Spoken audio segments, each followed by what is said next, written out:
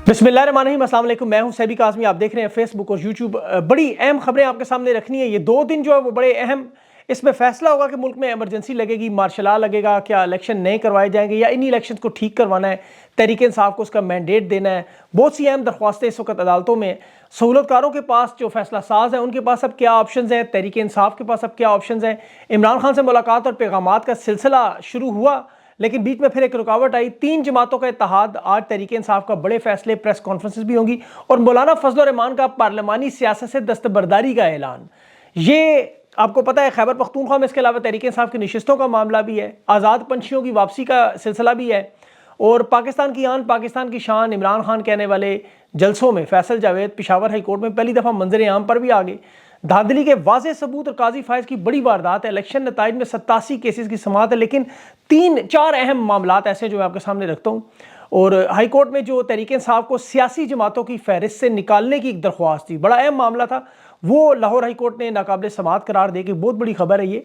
और इमरान खान की जो अहम मुलाकात आज वकला के साथ, अपनी पार्टी रहनुमाओं के साथ होनी थी, वो जेल इंतज़ामिया ने इस मुलाकात को रोक दिया। अब लाहौर हाई कोर्ट में इन्होंने रजू कर लिया। ये मामला किस तरफ जा रहा है, और एक बहादुर जज मोहसिन अख्तर कियानी ने इन सबको बेनकाब भी किया। और नून लीग के अपने घर से मरीम नवाज को वजारत आला से रोकने के लिए घर का भेदी लंका ढहा गया और अब नवाज शरीफ अड़ गए कि मैं भी वज़ीर आज़म दोबारा बनूंगा। सऊदी अरब से राब्ते हुए इनकार भी आ गया। धांधली की गेम में नादरा भी मुलवस निकल आया। और जो कमिश्नर पाकिस्तान ने पाकिस्तान के इदारों में गुमनाम मुजाहिदों को, जो हकीकी मानों में बहुत से गुमनाम मुजाहिद मदद कर रहे हैं, उन्हीं के पास इतना मटीरियल मौजूद है जो इलेक्शन के लिए, ब्यूरोक्रेसी के लिए खतरा। अब शहादतों की भी कोशिश की जा रही है। 8 फरवरी को पाकिस्तानियों ने वोट डाला, फॉर्म 45 हासिल किया, लेकिन का मैंडेट चोरी हुआ, डाका मारा गया। अब पाकिस्तान की आवाम क्या कर सकती है, इस वीलॉग में मैं आपको, जो लोग थोड़े बहुत मुझे मायूस नजर आए कल, उस पर मैंने बड़ा ख़ास पैगाम भी देना है, वो आपने ज़रूर सुनना है। और जो लोटे अवाम के अपना ज़मीर बेच कर निकल रहे हैं, उनके साथ आप क्या कर सकते हैं, ये भी तफसील से बात करते हैं।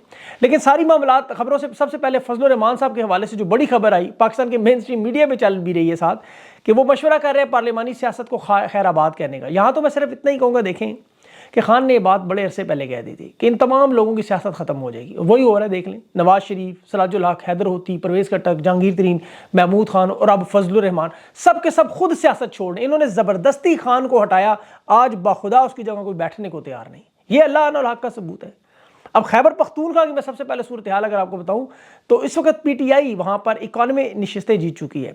अब सूबाई असम्बली के नतीजे की मैं बात कर रहा हूँ, ये सारी यहाँ पे 12 नशिस्तें जो पेशावर की और 8 बन्नू की, 2 शांगला की, 1 कुरम की, इन्होंने इन नशिस्तों पर डाका मारा, कोई शक नहीं, छीन ली। मखसूस नशिस्तों का मामला है, तहरीक इंसाफ ने PTI जो है वो पार्लियामेंटेरियन, सॉरी, परवेज़ खट्टक वाली, उसका शिबली फराज को चेयरमैन बनाने की बात है, क्योंकि अक़लियतों और ख़वातीन का हक बड़ा अहम मामला।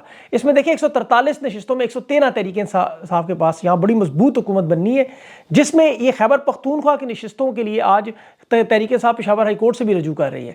कानून में गुंजाइश मौजूद है, लेकिन शिबली फराज के चेयरमैन बनने से मामला बड़ी हद तक हल होगा।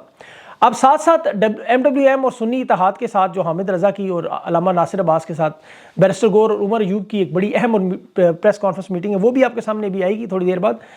लेकिन यहाँ जो कुछ अहम बातें पाकिस्तान के लोगों को समझ नहीं होंगी, ये तहरीक इंसाफ में जो आपको पता है इस वक्त कानूनी टीम है, वो इन पर बहुत सारे अमूर पर काम तो कर रही है।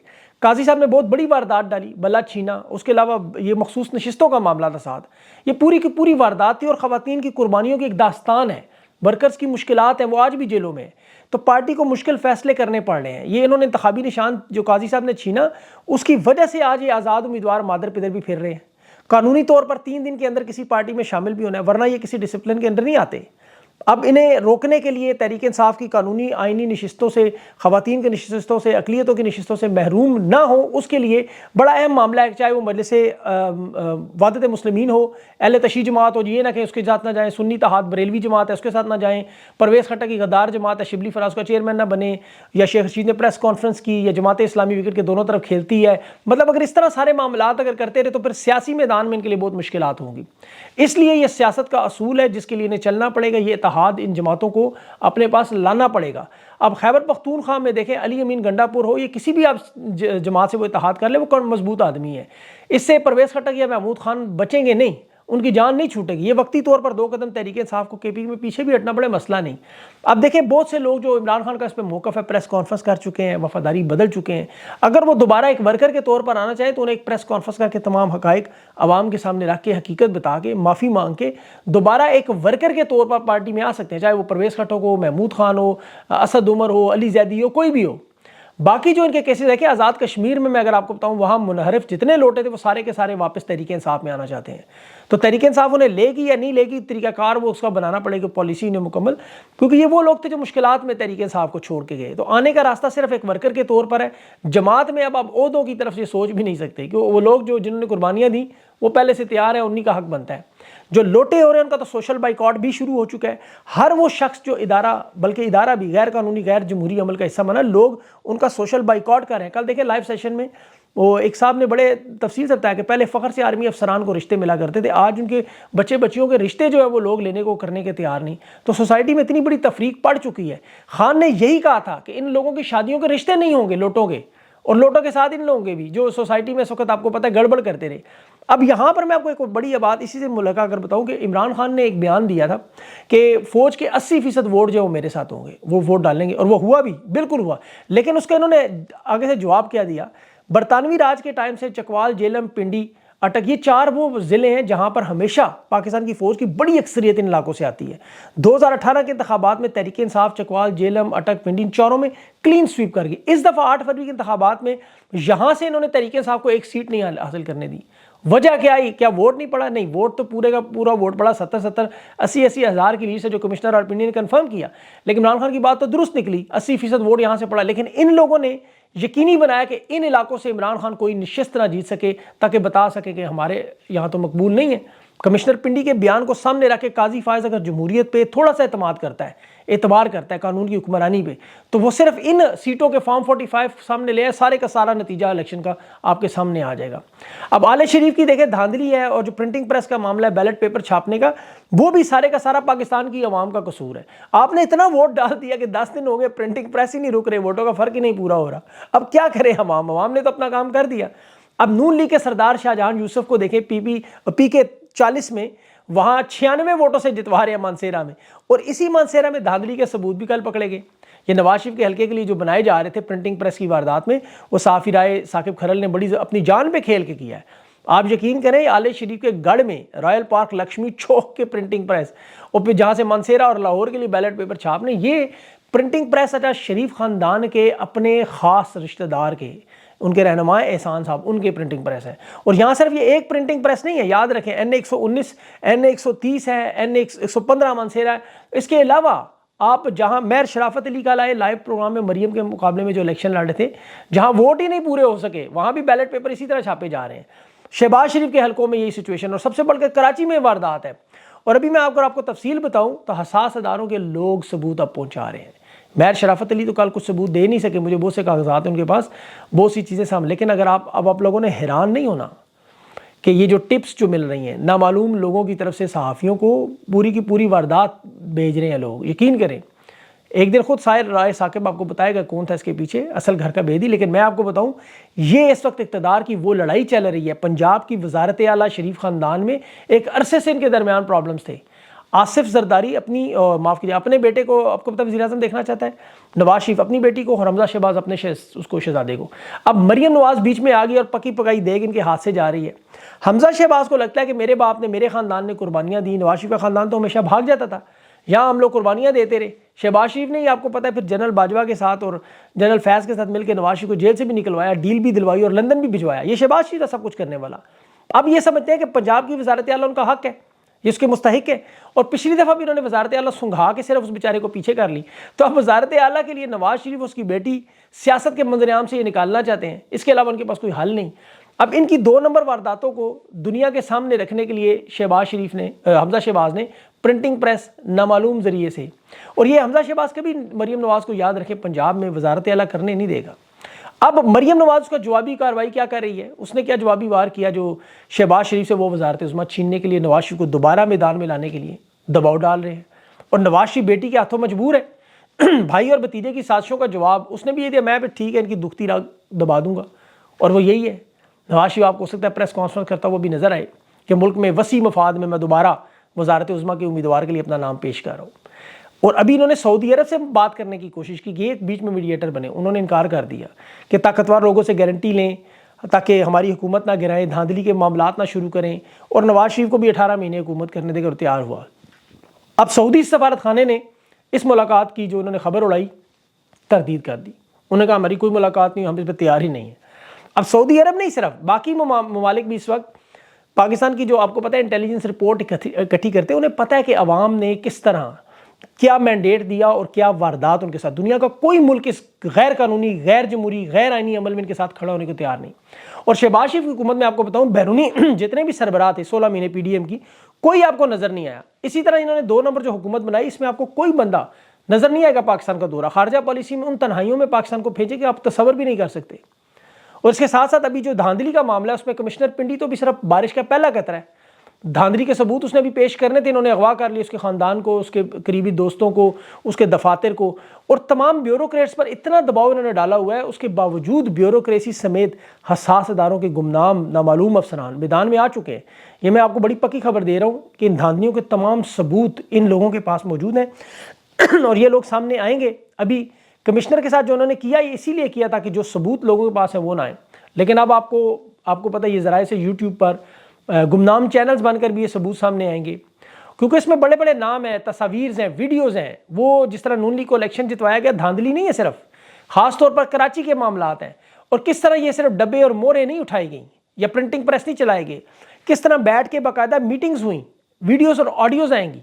اور یہ بہت سارے لوگ آپ کو پتہ ہے اپنی جان پر کھیل کے رسک لے رہے ہیں، کیونکہ ان کے سامنے ڈاکٹر رضوان ہے، مقصود چپڑاسی ہے، اور وزیر آباد میں جو پولیس افسر تھا خان پہ قاتلانہ حملے کا مدعی انویسٹیگیشن افسر، ان سب لوگوں نے راستے سے ہٹا دیا۔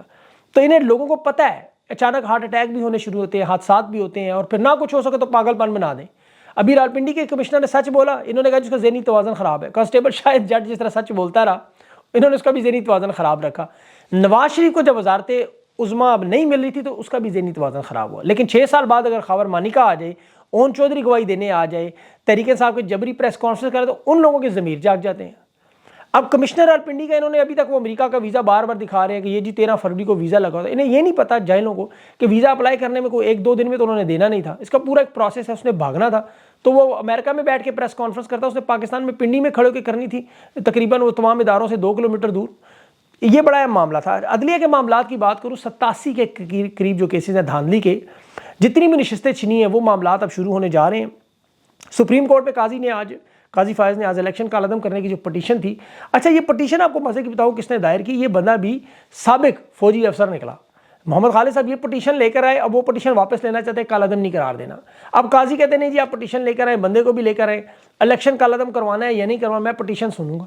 کمشنر پنڈی کے بیان کے بعد ججز کی آفیشیل میٹنگ تو نہیں ہوئی، لیکن ان آفیشیل میٹنگ میں سو موٹو ایکشن پر انہوں نے قاضی صاحب کو، جس نے رد کر دیا کہ نہیں میں اس کو سو موٹو ایکشن نہیں لوں گا، یہ قاضی صاحب جمہوریت کے لیے ایک بہت بڑا خطرہ بنے ہوئے ہیں۔ اور یہ سب سے بڑا اہم پیغام دیکھیں میں پاکستان کی قوم کو دینا چاہتا ہوں، جو کل میں نے ان سے بات چیت بھی کی، دیکھیں لوگوں کا شکریہ لائیو سیشن میں اپنی آپ کی رائے پہنچائیں، آپ کو درخواست کی ووٹ ڈالنے کی، پھر فارم 45 کی اپنا ووٹ محفوظ کرنے کی، دل کی اتھاں گہرائیوں سے خراج عقیدت، باخدا ایک زندہ قوم ہونے کا ثبوت آپ نے پیش کیا، اس میں کوئی شک نہیں، پاکستان کی قوم نے اپنے ہاتھ سے یہ تحریک لکھی ہے جو آئندہ آنے والی نسلیں پڑھا کریں گی، اور اسے کوئی 12 جماعت پاس مطالعہ پاکستان میں زبردستی اب نہیں شامل کروا سکتا۔